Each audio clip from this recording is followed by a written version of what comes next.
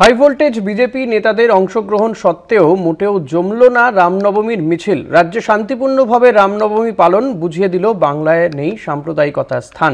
রামনবমীর মিছিল করলেন একাধিক তৃণমূল নেতাও। রামনবমীর মিছিলকে স্বাগত জানিয়ে মুসলিমদের এগিয়ে আসা বাংলায় সম্প্রীতির ছবি।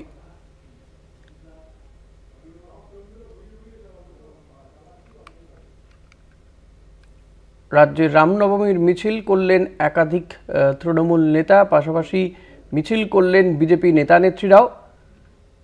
রামনবমীর মিছিলকে স্বাগত জানিয়ে মুসলিমদের এগিয়ে আসা বাংলায় সম্প্রীতির ছবি। হাই ভোল্টেজ বিজেপি নেতাদের অংশগ্রহণ, তাও জমল না রামনবমীর মিছিল।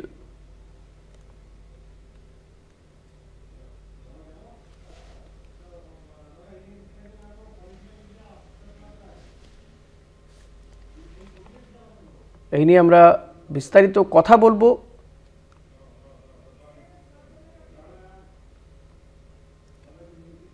রামনবমীর যে মিছিল আজ রাজ্যের বিভিন্ন প্রান্তেই দেখা গিয়েছে, জেলায় জেলায় রামনবমীর মিছিল বেরিয়েছে।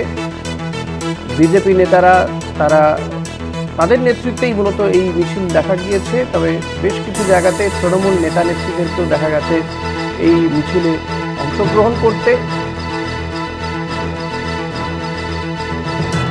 কিন্তু যেভাবে বিজেপি এই মিছিলকে কেন্দ্র করে ধর্মীয় মেরুকরণের চেষ্টা করেছিল, সেটা একেবারে ফ্লপ। হাই ভোল্টেজ বিজেপি নেতারাও কিন্তু তাদের অংশগ্রহণেও এই মিছিল কিন্তু হয়েছে শান্তিপূর্ণভাবেই। এই মিছিলে অংশগ্রহণ করেছেন মুসলিমরাও, মিছিলকে স্বাগত জানিয়েছেন। মূলত বাংলায় সম্প্রীতির ছবি। আমাদের পলিটিক্যাল এডিটর আশিস চট্টোপাধ্যায় রয়েছেন, তার সঙ্গে এই নিয়ে কথা বলবো আমরা। আশিস দা, রামনবমীর মিছিল এবং সেই মিছিলের আগে যেমনটা শোনা যাচ্ছিল একের পর এক বিজেপি নেতা নেতৃত্বে তাদের যে মন্তব্য ভেসে আসছিল গত কয়েকদিন ধরে, তা থেকে রামনবমীর এই মিছিল নিয়ে একটা কোথাও গিয়ে আশঙ্কা দেখা দিয়েছিল। কিন্তু শেষমেশ হাই ভোল্টেজ বিজেপি নেতাদের এই মিছিল, তাদের যে উদ্দেশ্য ছিল সেটা সম্পূর্ণ ফ্লপ হয়েছে এবং শান্তিপূর্ণভাবেই কিন্তু এই মিছিল পালন হচ্ছে রাজ্যে, বা এই রামনবমী পালন চলছে এখনো পর্যন্ত। তাতে তৃণমূল নেতারাও অংশগ্রহণ করেছেন, মুসলিমরাও এগিয়ে এসেছেন, কাউকে কাউকে মিষ্টি খাওয়াতেও দেখা গেল জেলার কয়েকটি জায়গাতে। কি বলবেন, রাজনৈতিকভাবে বিজেপি ব্যবহার করার চেষ্টা করেছিল এই মিছিলকে বা এই দিনটাকে, কি বলবেন সব মিলিয়ে?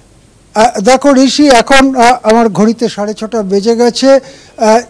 প্রধান যে কর্মসূচি ছিল রামনবমীকে কেন্দ্র করে, সেই কর্মসূচি মোটের ওপরে পালিত হয়েছে। হয়তো সন্ধ্যাবেলা আরও কিছু কর্মসূচি এদিকে ওদিকে হবে, কিন্তু এখন বোঝা যাচ্ছে যে পশ্চিমবঙ্গের মুড এবং মেজাজ ঠিক কোন জায়গাতে ছিল। আমি প্রথমেই বলে নিতে চাই যে এই রামনবমীকে একটা কৃত্রিম উত্তেজনায় উত্তপ্ত করে রাজ্যের সাম্প্রদায়িক পরিস্থিতিকে ধ্বংস করবার একটা খেলা কিন্তু এবারে অনেক আগের থেকে স্ক্রিপ্টেড হয়েছিল। সেই খেলাটার পরিকল্পনা, কোথায় কি হতে পারে না পারে, সমস্ত কিছু আগের থেকে ভাবা হয়েছিল এবং সেই অনুযায়ী প্রায় বিনা কারণে হিন্দুরা আক্রান্ত ইত্যাদি ইত্যাদি ধরনের কথা, যা আমি সব মুখ দিয়ে উচ্চারণ করতে চাই না। সাংবাদিক হিসেবে আমার যে আত্মনিয়ন্ত্রণ সেটা আমি দেখাচ্ছি, কিন্তু নানানভাবে এই সাম্প্রদায়িকতা ছড়িয়ে পশ্চিম বাংলায় যে সম্প্রীতির পরিবেশ, বিভিন্ন ধর্ম বর্ণের মানুষের মধ্যে সম্প্রীতির পরিবেশ, সেই পরিবেশকে ধ্বংস করে দেওয়ার একটা রাজনৈতিক চিত্রনাট্য তৈরি হয়েছিল। আজকে রবিবার সেই রাজনৈতিক চিত্রনাট্যের ফলে যে নাটকটি অভিনীত হয়েছে, তাতে বলা যেতে পারে এই চিত্রনাট্যটি পুরোপুরি ফ্লপ করেছে। পশ্চিমবঙ্গের মানুষ রামনবমীতে অংশ নিয়েছেন, নিজেদের মতো করে নিয়েছেন। আচ্ছা, কয়েকশো নয় কয়েক হাজার শুভেন্দু সুকান্তর মিছিলেও গিয়েছেন। কোথাও কোথাও অবশ্য টিনের তলোয়ার বনবন করে ঘোরাতেও দেখা গেছে, কিন্তু কেউ কোনো প্ররোচনায় পা দেননি। কোনো মানুষ, এমনকি বিজেপির মিছিলে যাওয়া মানুষকেও উত্তেজিত করে প্ররোচনা সৃষ্টি করতে ব্যর্থ বিজেপি নেতারা।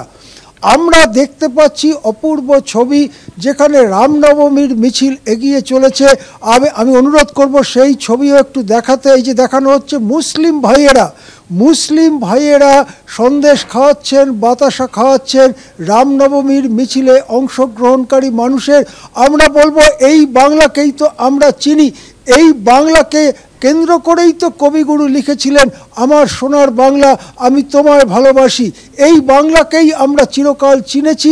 এই বাংলাকে দূষিত করবার প্রচেষ্টা আগেও হয়েছে, একবার সাংঘাতিক দূষিত হয়েছিল 46-47 সালে, যার ফলে বুক দিয়ে আজকে কাঁটাতারের বেড়া বসেছে।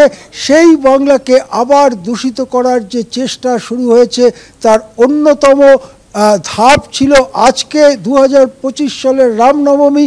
কেননা যারা রাজনৈতিক চিত্রনাট্য লিখছেন তাদের চোখ 2026-এর নির্বাচনের দিকে। তার জন্য আজকে যে হিংসার বাতাবরণ তৈরি করবার চিত্রনাট্য লেখা হয়েছিল তা সম্পূর্ণভাবে ব্যর্থ হয়েছে, একথা বলা যায়। দ্বিতীয় কথা আমি বলবো যে আজকে পরিস্থিতি সামাল দিতে প্রশাসন যে ব্যবস্থা নিয়েছে, অর্থাৎ রাজ্য সরকার, পুলিশ প্রশাসন, সিভিল অ্যাডমিনিস্ট্রেশন, তারা সবাই মিলে যে ব্যবস্থা নিয়েছে তা যথেষ্ট উল্লেখযোগ্য।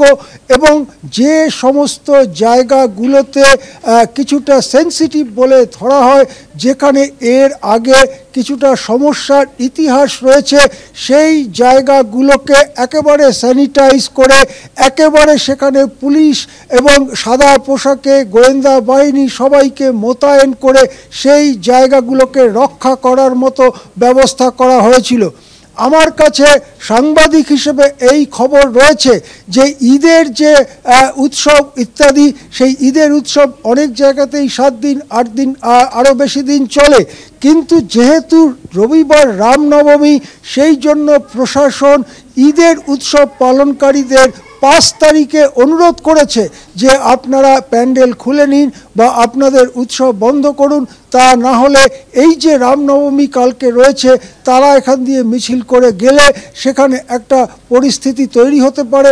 এই জিনিসও আমরা দেখেছি এবং আমরা এটাও শুনেছি যে সেই ঈদের যারা সেলিব্রেশন করছিলেন, উৎসব পালন করছিলেন, তারা সঙ্গে সঙ্গে প্রশাসনের প্রস্তাব অনুযায়ী যা প্রশাসন বলেছে সেই অনুযায়ী তারা তাদের উৎসবকে গুটিয়ে নিয়েছেন বা ছোট করে এনেছেন বা অন্য জায়গায় স্থানান্তর করেছেন। অর্থাৎ এইভাবে একটার পর একটা পদক্ষেপ প্রশাসন নিয়ে গেছে।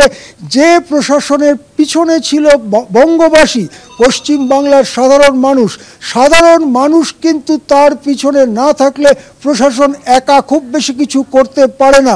সুতরাং এটাই আজকে রবিবার রামনবমীর দিন, এখন প্রায় 6:45 বাজে, আমরা বলতে পারি যে চিত্রনাট্য, রাজনৈতিক চিত্রনাট্য লেখা হয়েছিল বাংলাকে সাম্প্রদায়িকভাবে উত্তপ্ত করার, বাংলার মানুষ তাকে প্রত্যাখ্যান করেছেন। বাংলা আছে বাংলাতেই, বাংলার সম্প্রীতি, বাংলার ভালোবাসা, বাংলার একসঙ্গে গান, একসঙ্গে হাসি, একসঙ্গে কান্না, তার মধ্যেই বাংলা বাঁচবে, এই কথাই জানিয়ে দিচ্ছে আজকে বঙ্গবাসী। হ্যাঁ আশিস দা, কথা বলছিলাম আমাদের পলিটিক্যাল এডিটর আশিস চট্টোপাধ্যায়ের সঙ্গে। রামনবমীর যে মিছিল আমরা গোটা দিন ধরে দেখেছি, রাজ্যের বিভিন্ন প্রান্তে মিছিল বেরিয়েছে এবং সেই মিছিলে অংশগ্রহণ করেছেন যেমন বিজেপি নেতারা, অংশগ্রহণ করেছেন তৃণমূল নেতারা এবং মুসলিমরাও এগিয়ে এসেছেন বাংলায় সম্প্রীতির ছবি।